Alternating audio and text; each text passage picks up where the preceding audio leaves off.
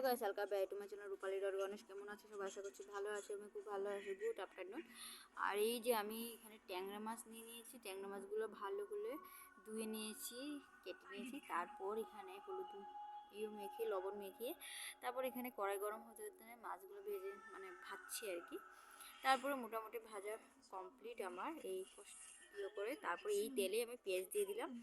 আর পেঁয়াজগুলো মোটামুটি লাল লাল হবে। তারপর আমি করে দেবো, সবজিগুলো দিয়ে দেবো।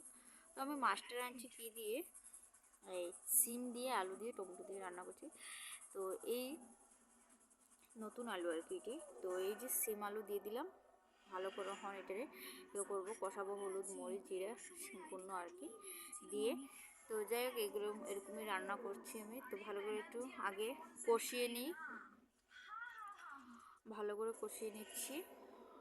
এই যে, আর এই যে মরিচ দিয়েছি না কিন্তু, তারপর মরিচ দিব আর কি।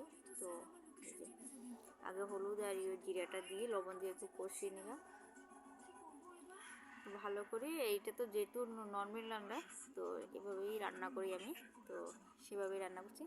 তারপর একটু একটু গুঁড়ামরিচ দিয়ে দিলাম, ভুলে গিয়েছিলাম যে ঢাকা দিয়ে দিয়েছিলাম। তো তারপর আবার গুঁড়ামরিচ দিয়ে আবার একটু 1 মিনিট মতো লাড়াচাড়া করলাম। তো যাই হোক, এখানে নাড়াচাড়া করার পর এই যে প্রায় আমার হয়ে গিয়েছে, কষানো শেষ। তারপর এখানে জল দিয়ে দিচ্ছি, যেহেতু এখানে ঝোল দিতে লাগবে। দিয়ে তারপরে মাছ টাছ দিয়ে এখানে টমেটো দিয়ে দিব, দিয়ে তারপরে এখানে মাছ যা আছে সব কিছু দিয়ে দিব। আর এটা ভালো করে করে তো মাছটা দিয়ে তারপরে 5-10 মিনিট আরও ঢেকে রেখে দিব। তো এখানে জল আর অল্প দিলাম, যেহেতু কম হয়ে গেছে। তারপরে মাছটা দিয়ে দিলাম, মাছ দিয়ে আর 2-1 মিনিটের মতন ঢাকা দিয়ে রাখবো, যেহেতু যত সময় উঠুক জাল। তারপরে দেখলাম অল্প অল্প মোটামুটি জাল উঠে যাচ্ছে।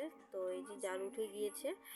তারপর এই যে আলুগুলো দেখতেছি একটু একটু সিদ্ধ হয়ে গেছে। তারপর এখানে আবার একটু সময় ঢাকা রেখে দিয়েছিলাম। তারপর এখানে ধনেপাতা দিয়ে আর এখানে আর নামিয়ে নিব।